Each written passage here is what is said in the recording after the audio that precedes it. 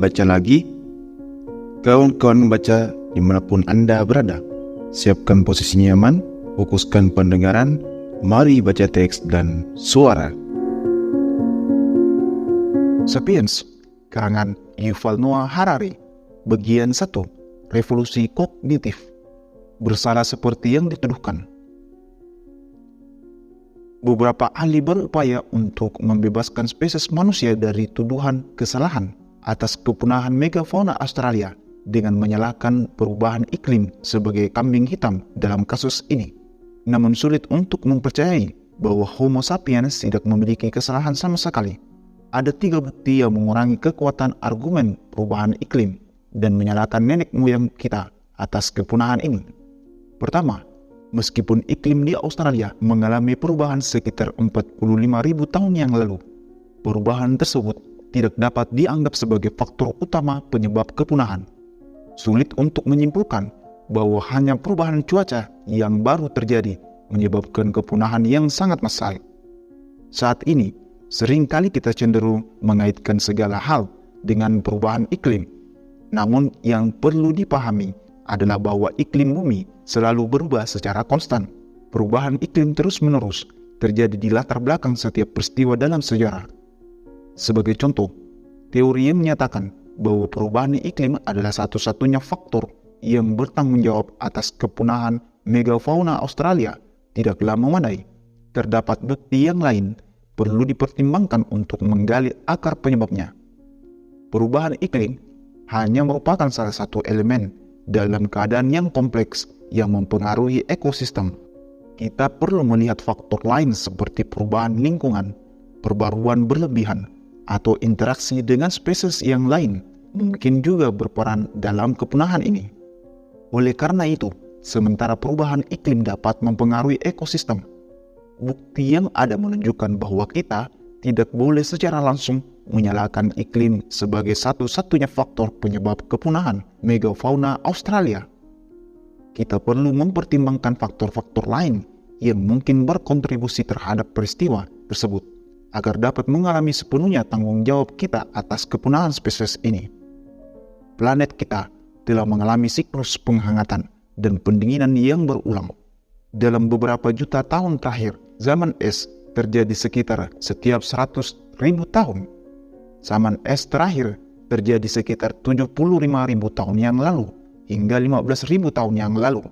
Hal yang tidak biasa adalah adanya 2 puncak dalam zaman es tersebut. Yang pertama terjadi sekitar 75.000 tahun yang lalu, dan yang kedua terjadi sekitar 20.000 tahun yang lalu. Diprotodon, hewan raksasa yang ada di Australia selama lebih dari 1,5 juta tahun, berhasil bertahan melalui 10 zaman es sebelumnya.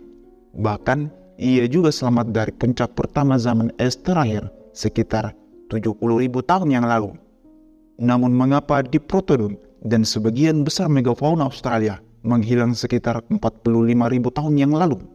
Jika hanya Diprotodon yang punah pada masa itu, mungkin itu hanya kebetulan semata.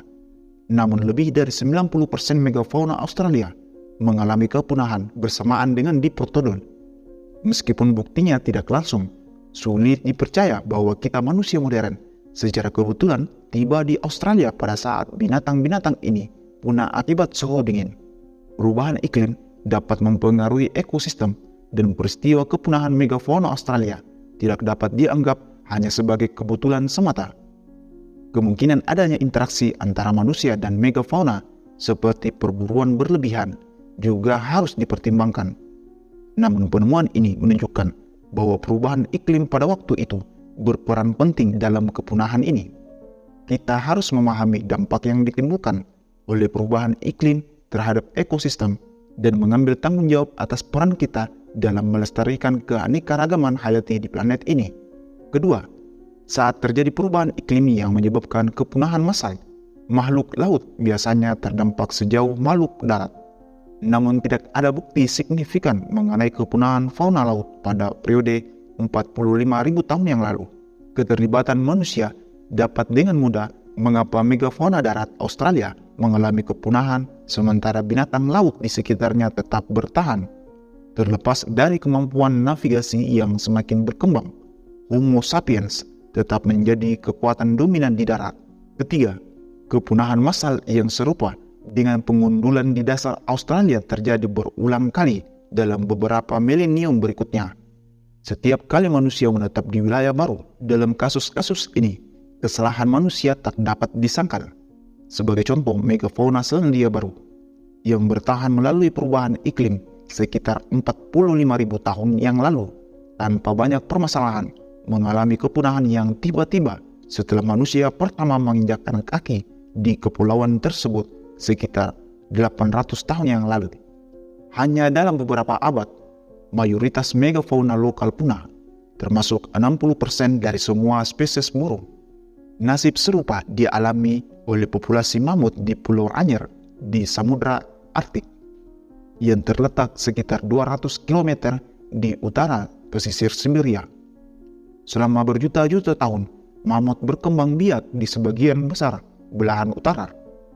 Tetapi seiring dengan penyebaran Homo sapiens, pertama di Eurasia, kemudian di Amerika Utara, jumlah mamut menyusut.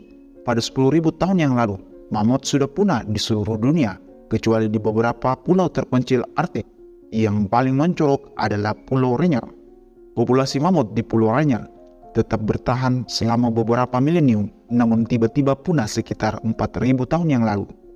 Tepat saat manusia pertama kali tiba di pulau tersebut, jika kepunahan di Australia mungkin dianggap sebagai peristiwa yang terisolasi, maka keraguan akan manfaatnya masih dapat diperdebatkan.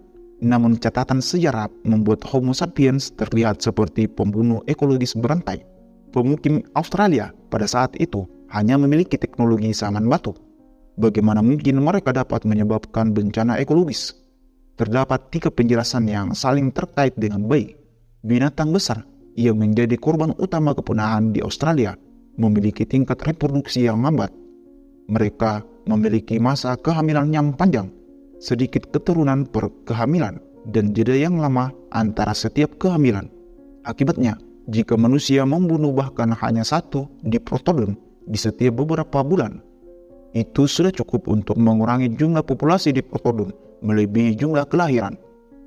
Dalam beberapa ribu tahun, diprotodon terakhir yang tersisa pun akhirnya mati bersama dengan seluruh spesiesnya. Sebenarnya, meskipun ukuran mereka yang besar, diprotodon dan raksasa-raksasa lain di Australia mungkin tidak terlalu sulit untuk diburu karena mereka tidak memiliki pengalaman bertahan dari serangan mendadak oleh makhluk 2 kaki. Berbagai spesies manusia telah berkembang dan berevolusi di wilayah Afro-Asia selama 2 juta tahun. Mereka secara perlahan mengembangkan ketampilan berburu dan mulai memburu binatang sekitar 400.000 tahun yang lalu. Binatang buas besar di Afrika dan Asia belajar untuk menghindari manusia, sehingga ketika predator besar baru ini, Homo sapiens, tiba di wilayah tersebut, binatang-binatang besar sudah tahu untuk menjauh dari makhluk-makhluk yang tampak seperti manusia. Namun raksasa-raksasa di Australia tidak memiliki waktu untuk belajar menghindar. Kedatangan manusia tidak dianggap sebagai ancaman. Manusia tidak memiliki gigi yang tajam atau tubuh yang kuat. Jadi ketika sebuah diprotodon, mamalia berkantung terbesar yang pernah hidup di bumi, untuk pertama kalinya melihat manusia yang tampak rapuh, ia hanya memperhatikan sebentar, lalu melanjutkan kegiatan mengunyah daun. Binatang-binatang ini membutuhkan evolusi untuk menjadi takut pada manusia, tetapi sebelum mereka berhasil, mereka sudah punah.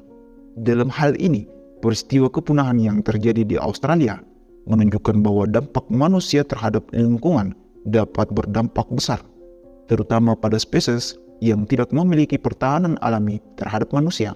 Kita harus memahami konsekuensi tindakan kita terhadap ekosistem dan belajar dari pengalaman masa lalu untuk menjaga keanekaragaman hayati di planet ini. Penjelasan kedua adalah bahwa ketika manusia modern, yaitu sapiens, mencapai Australia, mereka telah mengembangkan pertanian berbasis api. Menghadapi lingkungan yang asing dan berpotensi mengancam, mereka sengaja membakar hutan lebat dan semak belukar yang sulit dijangkau untuk menciptakan padang rumput terbuka. Hal ini memudahkan mereka dalam berburu dan sesuai dengan kebutuhan mereka. Dalam beberapa ribu tahun singkat, ekologi Australia mengalami perubahan yang signifikan. Bukti yang mendukung pandangan ini adalah catatan fosil tumbuhan 45.000 tahun yang lalu. Pohon eukaliptus sangat jarang di Australia. Namun kedatangan Homo sapiens membawa perubahan besar bagi spesies ini. Karena eukaliptus memiliki ketahanan yang tinggi terhadap api, mereka menyebar luas dan mengganti pohon-pohon dan semak-semak lainnya. Perubahan dalam vegetasi ini juga memengaruhi binatang pemakan tumbuhan dan pemakan daging yang bergantung pada mereka. Koala yang sangat bergantung pada daun eukaliptus dengan senang hati menjelajahi wilayah baru yang berlimpah. Namun banyak spesies binatang lainnya terkena dampak yang besar. Banyak dari rantai makanan di Australia runtuh, mendorong spesies paling rentan ke kepunahan. Hal ini menunjukkan bahwa tindakan manusia dalam mengubah lingkungan dapat memiliki konsekuensi yang signifikan bagi keanekaragaman hayati. Dalam hal ini, penggunaan api oleh manusia di Australia telah membawa perubahan ekologis yang dramatis. Penting bagi kita untuk memahami dampak tindakan kita terhadap lingkungan dan menjaga keseimbangan ekosistem demi kelangsungan hidup spesies yang ada. Penjelasan ketiga, setuju bahwa pemburuan dan pertanian berbasis pembakaran memiliki peran penting dalam kepunahan. Tetapi tidak boleh mengabaikan peran iklim secara keseluruhan. Perubahan iklim yang terjadi di Australia sekitar 45.000 tahun yang lalu mengganggu ekosistem dan membuatnya sangat rentan. Biasanya, ekosistem dapat pulih dari perubahan ini, seperti yang telah terjadi sebelumnya. Namun, pada saat yang kritis ini, manusia muncul dan memperburuk kerapuhan ekosistem tersebut. Kombinasi perubahan iklim dan pemburuan manusia sangat merusak, terutama bagi binatang-binatang besar, karena mereka diserang dari dua arah yang berbeda. Sulit untuk menemukan strategi bertahan yang efektif untuk menghadapi ancaman ganda secara bersamaan. Tanpa bukti lebih lanjut, tidak ada cara yang memastikan skenario mana yang benar di antara ketiga penjelasan tersebut. Namun, ada alasan yang kuat untuk percaya bahwa jika Homo sapiens tidak pernah muncul, Australia masih akan menjadi rumah bagi marsupial singa, Diplodocus, dan kanguru raksasa.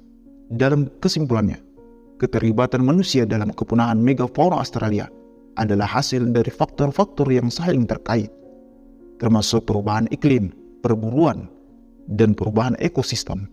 Keberadaan manusia modern di Australia pada saat yang kritis memperburuk kerentanan ekosistem yang sudah terganggu oleh perubahan iklim. Peran manusia dalam merubah lingkungan dan mengintroduksi teknologi pertanian berbasis api juga berdampak signifikan terhadap kepunahan spesies besar. Penting bagi kita untuk memahami sejarah dan dampak tindakan manusia terhadap alam, sehingga kita dapat mengambil langkah-langkah untuk melindungi keanekaragaman hayati dan mencegah kepunahan spesies di masa depan. Bersambung ke bagian 1 revolusi kognitif banjir. Akhir riwayat Kungkang. Sekian dan terima kasih. Semoga bermanfaat.